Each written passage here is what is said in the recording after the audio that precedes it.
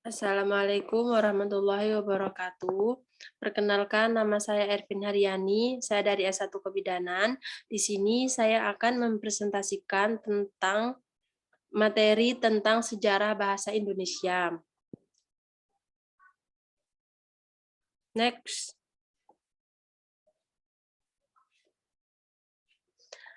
Sejarah lahirnya bahasa Indonesia. Sumber atau akar bahasa Indonesia adalah bahasa Melayu. Bahasa Melayu pada masa itu disebut lingua franca, bahasa perantara, untuk berbagai kegiatan yang ada di masyarakat, seperti perdagangan dan kebudayaan. Bukti tertulis adanya bahasa Melayu ditemukan prasasti seperti Prasasti Gasdasuli di Jawa Tengah pada tahun 832 Masehi, Prasasti Bogor di Bogor tahun 942 Masehi.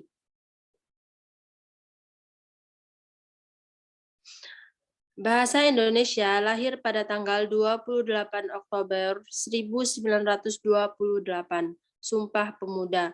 Para pemuda berikrar. 1. Bertumpah darah yang satu, tanah Indonesia. 2. Berbangsa yang satu, bangsa Indonesia. Dan 3. Menjunjung bahasa persatuan bahasa Indonesia. Unsur yang ketiga dari Sumpah Pemuda merupakan pernyataan tekad bahwa bahasa Indonesia merupakan bahasa persatuan bangsa Indonesia. Pada tahun 1928, bahasa Indonesia dikukuhkan kedudukannya sebagai bahasa nasional. Bahasa Indonesia dinyatakan kedudukannya sebagai bahasa negara pada tanggal 18 Agustus 1945. Karena pada Undang-Undang 1945 disahkan sebagai Undang-Undang Dasar Negara Republik Indonesia. Dalam Undang-Undang Dasar 1945 disebutkan bahwa bahasa negara ialah bahasa Indonesia.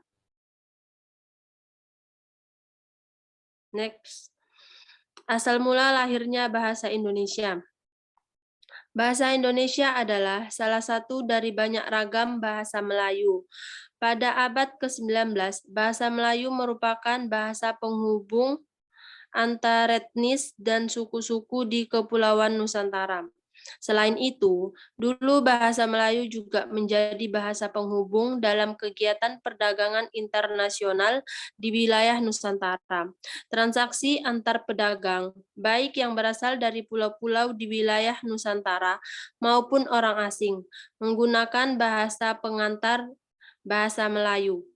Bahasa Melayu kala itu adalah lingua franca, bahasa pengantar dalam pergaulan antar warga Nusantara dan dengan pendatang dari mancanegara. Hal ini merupakan salah satu alasan mengapa bahasa Melayu ditetapkan sebagai dasar bagi bahasa Indonesia.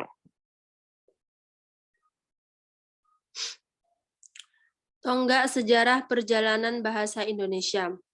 Tahun 1901 disusunlah ejaan resmi bahasa Melayu oleh C.H. Avans Apuijensen yang dibantu oleh Nawawi, Soetan Mamoer, dan Muhammad Thoib Soetan Ibrahim.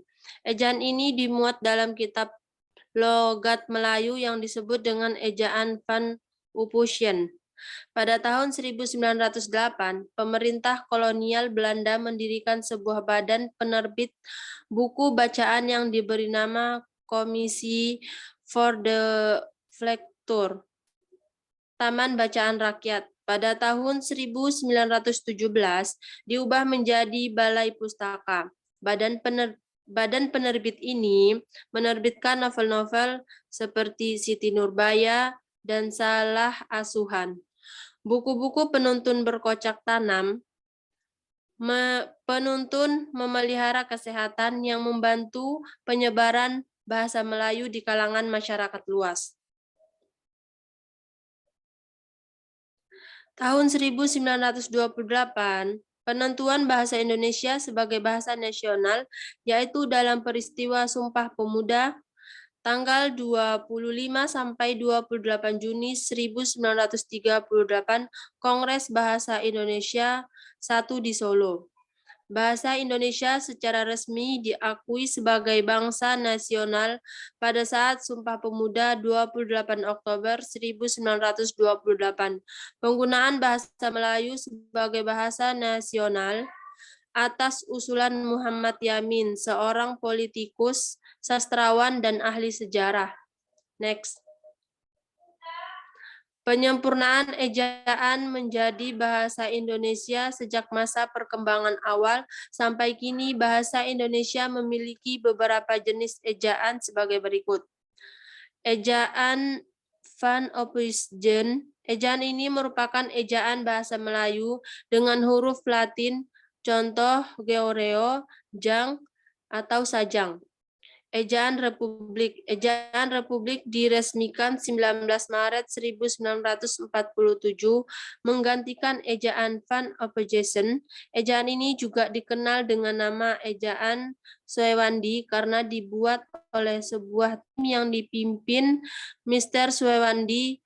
Huruf OE pada kata Georeo menjadi guru. Bentuk ulang atau kata ulang ditulis dengan dua contoh kupu-kupu. Ejaan pembaruan.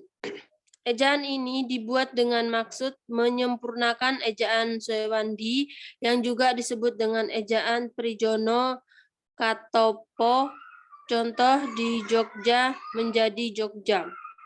Ejaan Melindo atau Melayu Indonesia. Konsep ejaan ini dikenal pada akhir tahun 1959. Perkembangan politik yang kurang baik selama tahun-tahun berikutnya menjadi ejaan ini urung digunakan.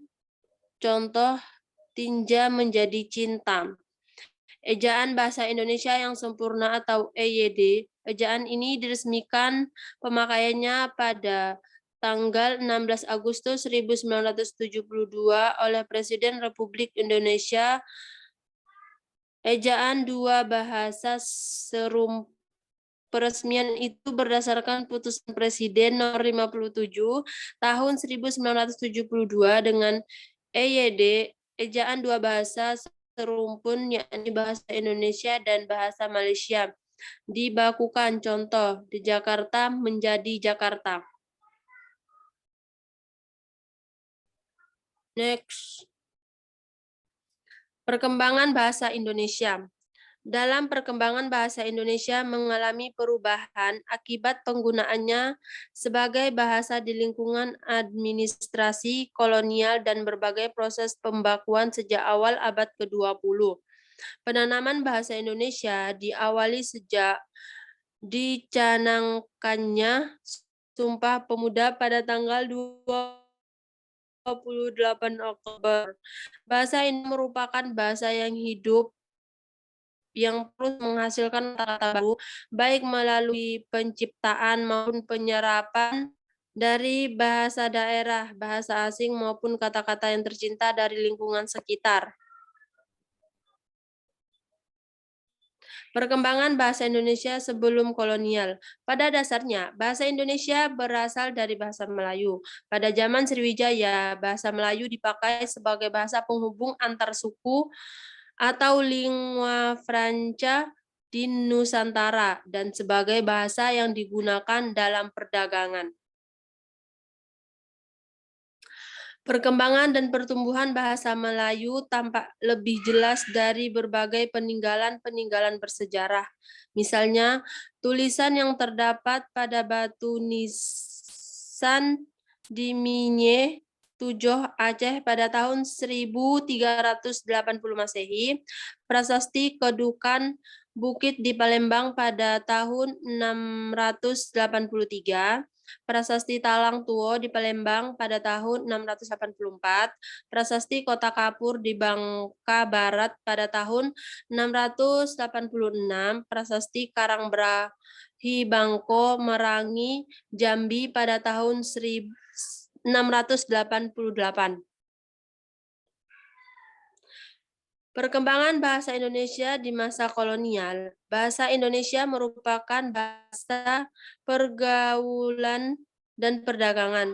Bahasa Indonesia digunakan sebagai bahasa pengantar dalam pendidikan, baik bangsa Portugis maupun Belanda yang datang ke Indonesia mendirikan sekolah-sekolah. Kebanyakan sekolah di Indonesia itu kebanyakannya memakai bahasa Melayu atau bahasa daerah sebagai bahasa pengantar. Perkembangan bahasa Indonesia di masa pergerakan. Akhirnya Budi Utomo pada tahun 1908 sebagai penggerakan kemerdekaan untuk mengikat bermacam-macam suku bangsa di Indonesia. Pergerakan yang besar dan hebat hanya dapat berhasil kalau semua rakyat diikut sertakan. Untuk itu, mereka mencari suatu bahasa yang dapat dipahami dan dipakai semua orang. Pada mulanya, memang sulit untuk menentukan bahasa mana yang akan menjadi bahasa persatuan.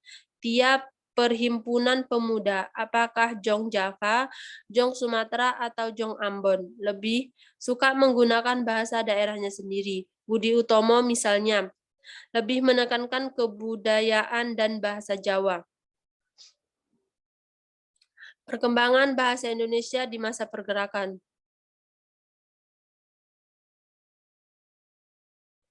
Akhirnya Budi Utomo pada tahun 1908 sebagai pergerakan kemerdekaan untuk mengikat bermacam-macam suku bangsa Indonesia.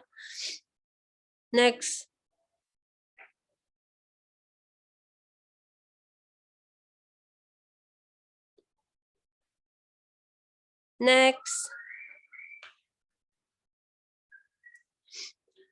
Mengingat kesulitan-kesulitan untuk mempersatukan berbagai suku bangsa di Indonesia, pada tahun 1926, Jong Java merasa perlu mengakui suatu bahasa daerah sebagai media penghubung pemuda-pemudi Indonesia.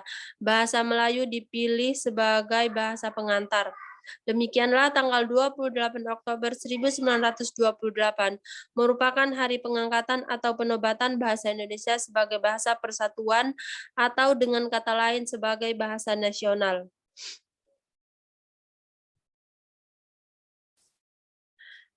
Perkembangan bahasa Indonesia di era globalisasi.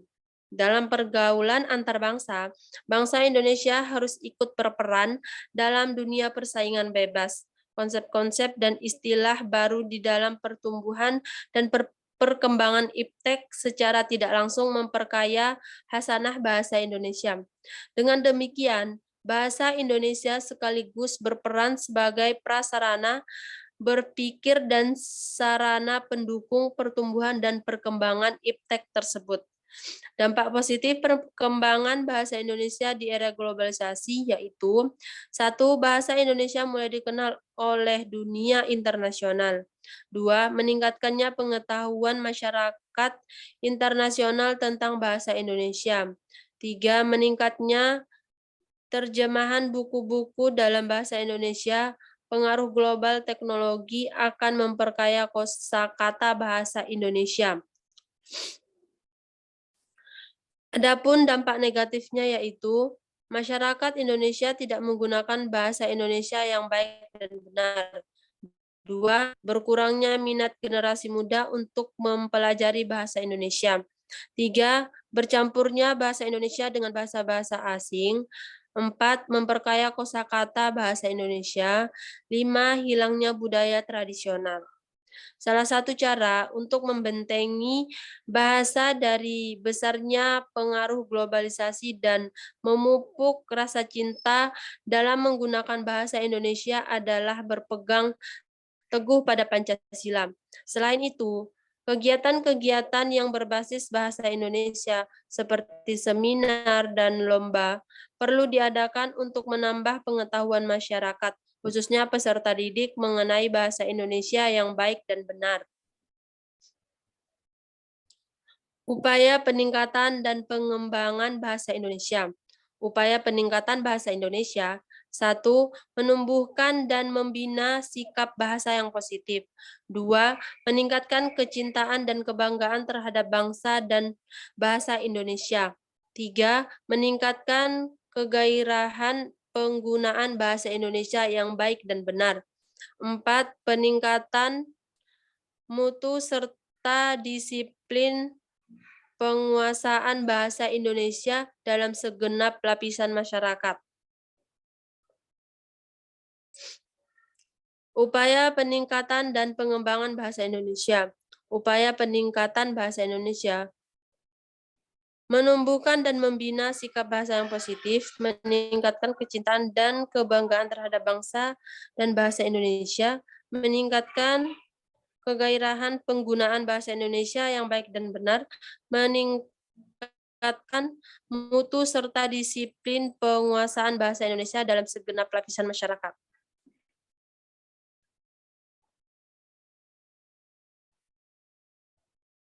Next.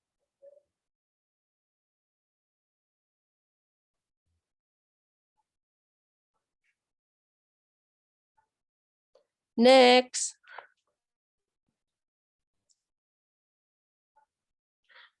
Upaya pengembangan bahasa Indonesia.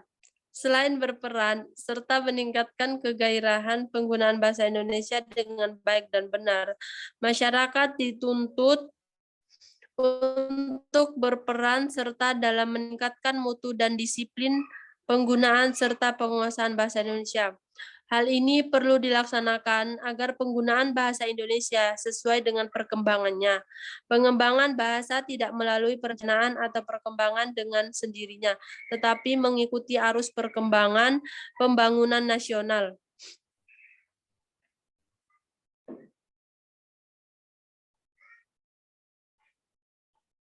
Next.